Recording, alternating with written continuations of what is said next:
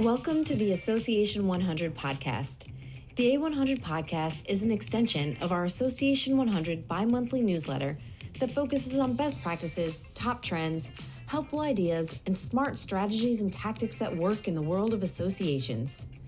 The podcast will feature meaningful conversations with association professionals across the country, taking a deeper dive into trending topics, offering insights that both inform and inspire.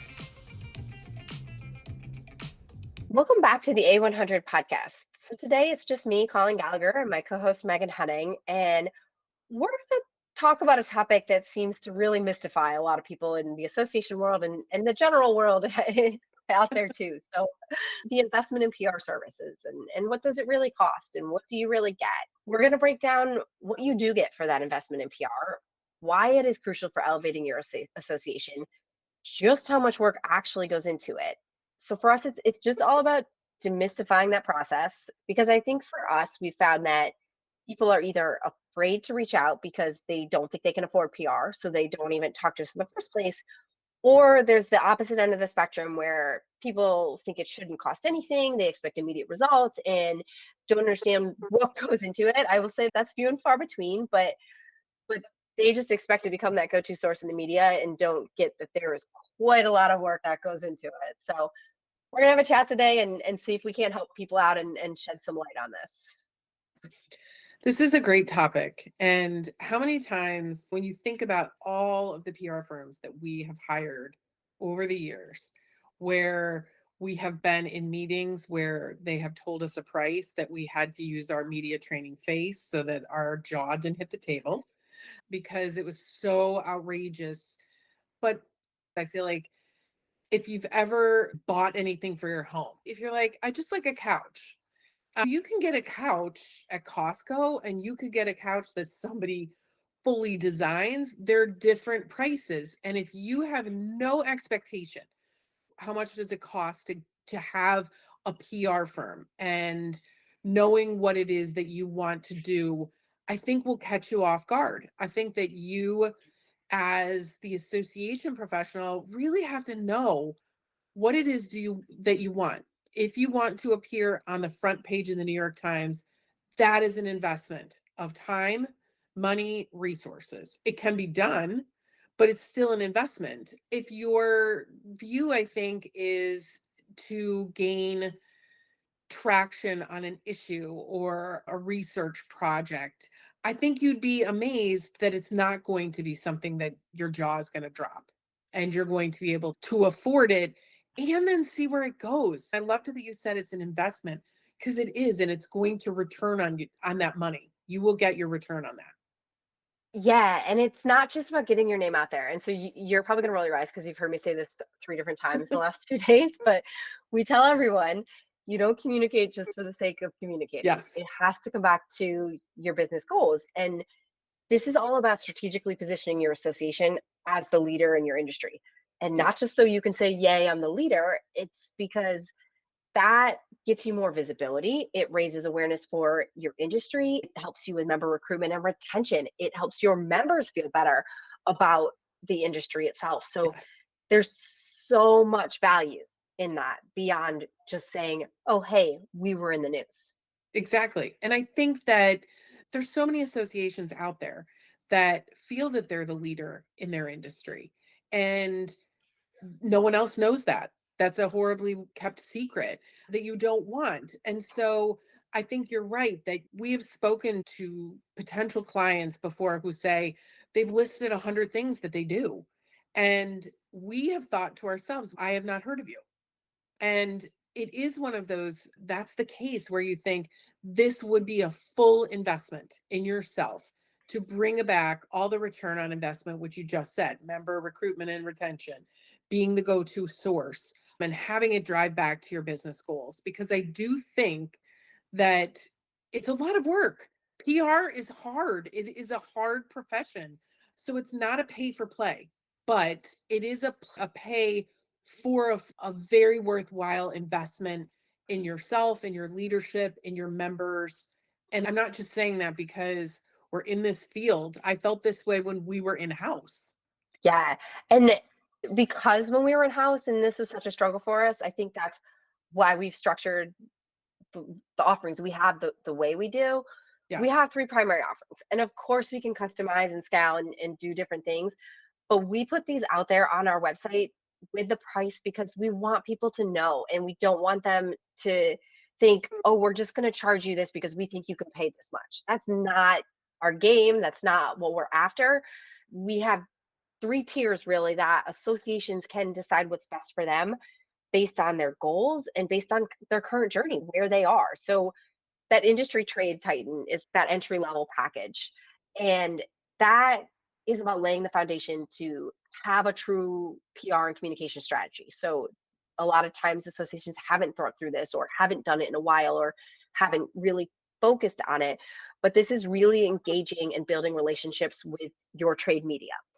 And it's funny because I'm shocked how many associations roll their eyes and say, oh, that's just the trades, because that's what your members are reading and that's where your Exactly. audience is. That's where your So audience. yeah. So yes, this is a really, really important area to be focused on, to have a good strategy around, to have good relationships, to be able to know that when you have news, they're going to cover it and they're hopefully going to cover it in the way that you want them to. And that you are going to be their resource because you know what's going on in your particular industry. Yep. And one of the first things we do here, and this is, it happens with all of our offerings, but you have to start with crafting the key narratives and the key messages and identifying those pillars that you want to be getting news coverage for. Yes.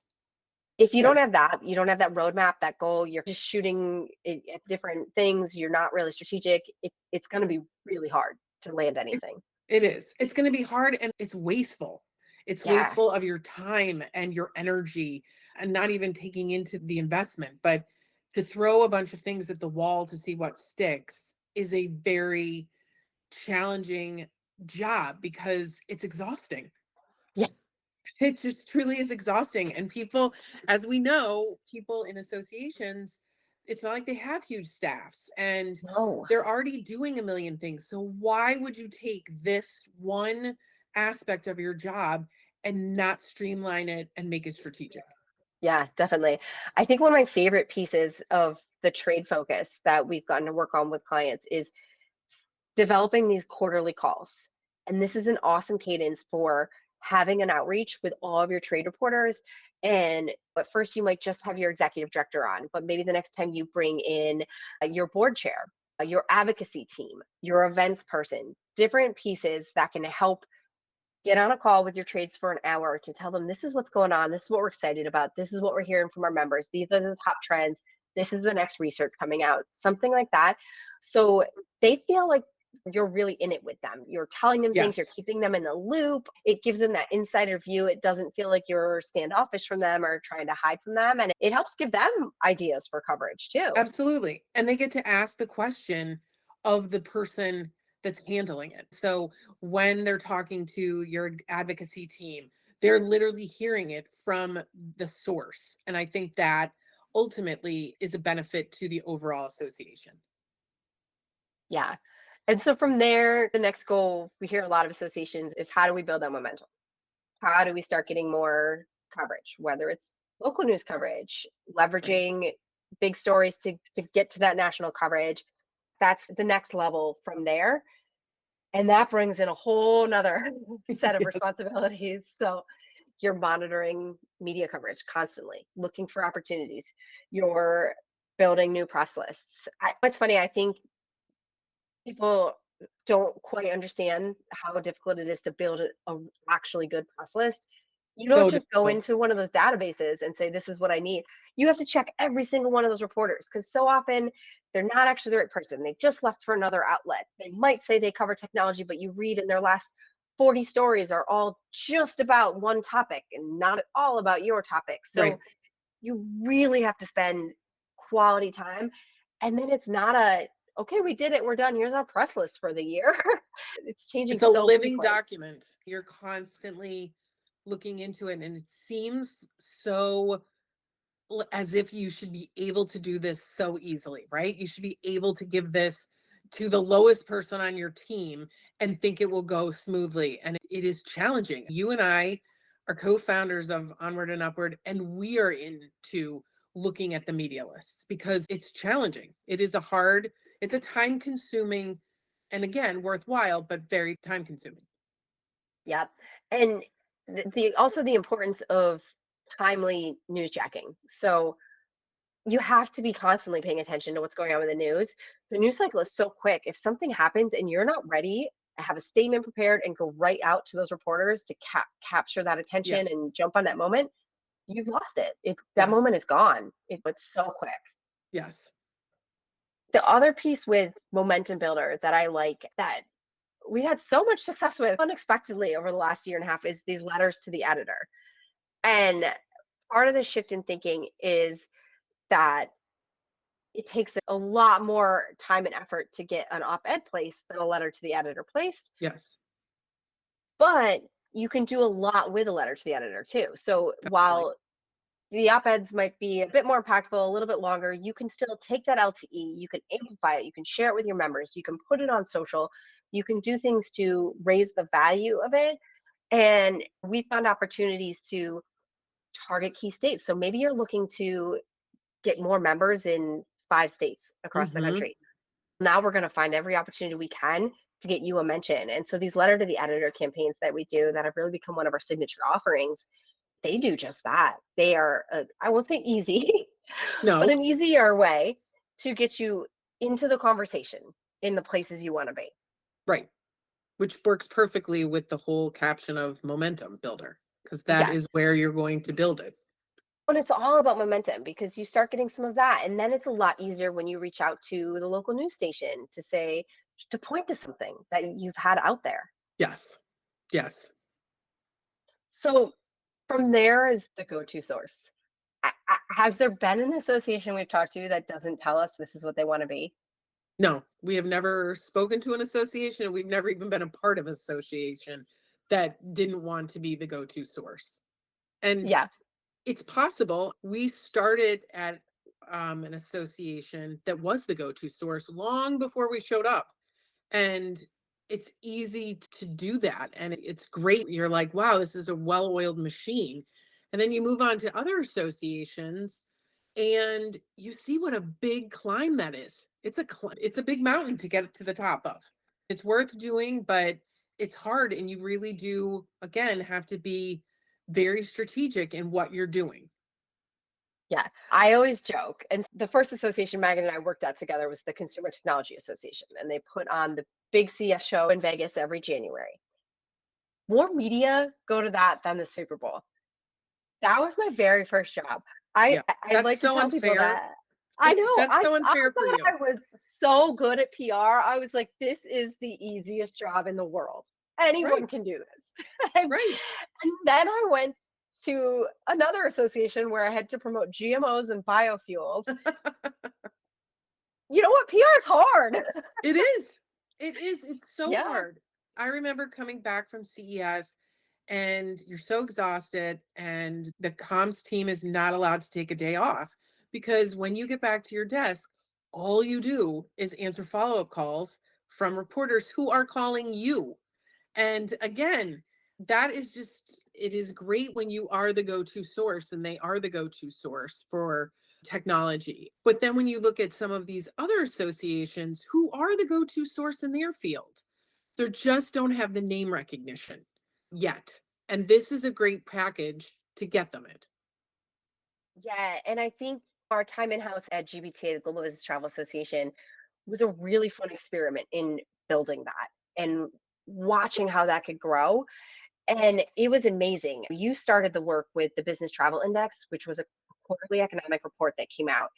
And we always talk about finding those key narratives and pulling Yes. out the stories. And one of the things that you and our executive director there would constantly say is that business travel drives business growth. And that came because looking at this report, it showed a very clear correlation between when business travel was higher, then next came more jobs. And Yes. so instead of just giving that stat, it was that line, business travel drives business growth. And that became a report that reporters were waiting for. We Yes. had New York Times, USA Today every quarter wanting to have it before anyone else did. That Yes. was so exciting. And then I still joke that moment when the New York Times reporter in an interview said back to us, everyone knows business travel drives business growth. And And that's we're there. when you know you've done it. Yeah. You're on top Yeah. of the mountain. Yeah. So it's strategic, and it's not giving up, and it's constantly get your messages out there, and having strong messages. And like we mentioned earlier, starting with those, what are my key narratives? What are the three pillars we want to focus on? Because if you try and do everything and be everywhere, You it's won't. not going to leave an impact. No. So having that focus. We're not talking about this to be like, oh my gosh, our jobs are so hard. This is so tough. This is so difficult. Everyone's jobs are hard. We get that. We just really want people to understand what does go into PR and how much time is spent on the back end, and that this isn't just something of, oh, we're going to collect your money and off we go, and we'll Right. let you know if we get you a media mention. It's not that at all. Right. And I think that the fact that we started Onward and Upward to be a little bit different, to put all of this stuff up front. And this is just one more place that we're doing it. It doesn't have to be a mystery. It doesn't have to be something that if you're contemplating, you think, oh God, I can't bear to go through this process, only to find out that the starting price point is $1 million. It is not going to look like that. And there are ways to work with smaller budgets and bigger budgets, but we've tried to lay this out in a clear path and let you know what you're getting and what we'd be doing. So I think that's different. Yeah, and I think one of the things I try and focus in on is, here's what you can expect in 30 days, here's what you can expect in Yeah. 90 days, and here's what long-term success looks like. So there's that first 30 days, which are a sprint and a lot of work on both parts, from Hmm. both the association and from our firm. But you're getting that strategic plan. You're getting the key narratives and messaging. You're identifying pillars. You're building those first press lists. You're doing that kickoff call. You're putting together the list of spokespeople for the association. You're getting processes in place. You're identifying the trades that you need to be paying attention to. If it's momentum builder, you're starting to look at specific regions you want to target, specific national papers you want to be in. When you're thinking go to source, what content are we developing? A thought leadership plan. What op-eds do we want to write? Really building out all of that in that first 30 days. And then when we look at 90 days, we're starting to see some initial outreach. We're starting press releases and pitches and talking points and media training, and also starting to see some reporting. We really love reporting every month so that you can see the value of PR. People that are still selling you PR can't be measured, don't No, deal with them, no. because you need to show your value and Yes. to show what you're paying for. So we really believe in regular reporting there. But long term, it's becoming that go-to source. It's having Yes. reporters calling you, wanting Yes. you to be in the story. It's better member recruitment and retention, because you have the voice. If you don't have a voice and you're not out there on the issues that matter most, why should your members belong? Exactly. Exactly. It's the member proposition, it's the member benefit, it's the whole thing. Yeah. I hope this was helpful. And I really didn't want this to feel like us just doing a sales pitch and talking about what we offer, but really just wanted to break down that mystery of, what is PR? What does it cost? What do you get? And what's involved? So if people do have questions, what does this really go into it? You can check out our website, or you can always email us at info@onwardupward.com. You can find Megan and I on LinkedIn, but we're happy to talk through this and to Yes. help you understand, because we were on the other side. And we never knew. There were years where we wouldn't reach out, and then we would, and we'd go back and forth. And it was such a hard process. We just don't want it to be like that Right. for everyone. Doesn't need to be. No. Awesome. All right, thanks everyone for tuning in today, and we'll be back with more association insights next time. And that's a wrap on today's episode. Thanks for listening to the Association 100 podcast, brought to you by the A100 publishing team, powered by Onward and Upward Marketing and Communications. You can subscribe to the Association 100 podcast on Spotify so you'll never miss out, or listen via our website at theassociation100.com. Follow us for all the latest insights and trends impacting the world of associations. Thanks for tuning in.